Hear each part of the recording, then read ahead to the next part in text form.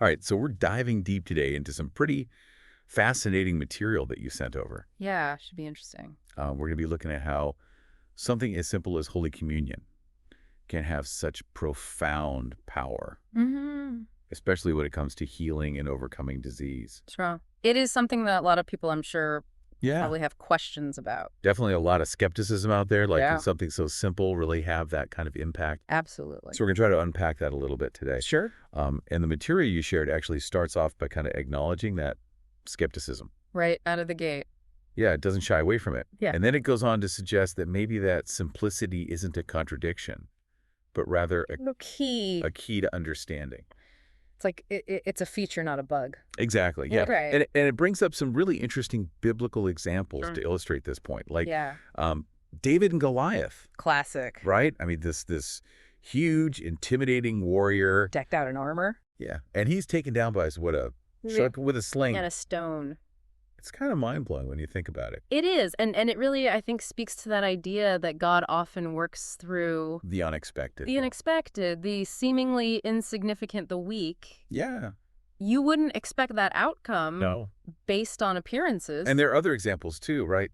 Like Jael and Sisera, Oh, yeah, another one where it's like, this powerful commander uh-huh, defeated by a woman using, a tent peg and a hammer. right, like common household items. It's amazing. Yeah, and then you've got Samson Oh, yeah. taking on an entire army With a jawbone. with a jawbone of a donkey. It's almost comical. It does sound a little ridiculous for It does, but I think the bigger picture here, the takeaway is that divine power isn't always about these grand displays. Yeah, it's not always flashy. Right. It's not about brute force. It's something else entirely. And that leads us to another really interesting story that the material you shared touches on. The story of the Gentile woman who goes to Jesus seeking healing for her daughter. Yes. And Jesus uses this interesting phrase he calls healing the children's bread.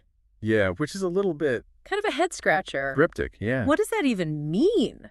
Right, and the woman's response is so interesting, she says. Even the dogs get the crumbs.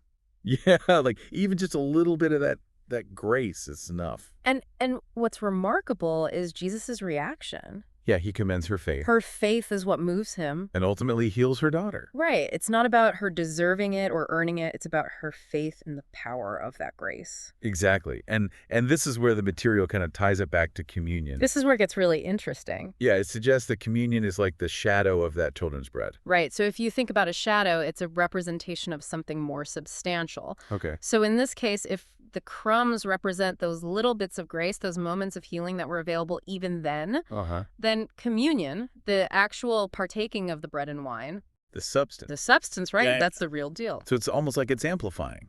It is. It's taking it to another level. Okay, so the argument isn't that communion is too simple to be powerful, but rather, It's that simplicity might actually be the point. yeah, it's like God saying, look, I can work through the most ordinary things. Exactly. And it's not about our understanding. It's about trusting in his power. And I think that's where it gets really personal.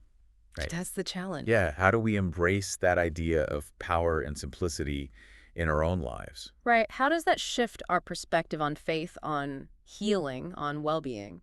It's definitely something to ponder. Food for thought. Absolutely.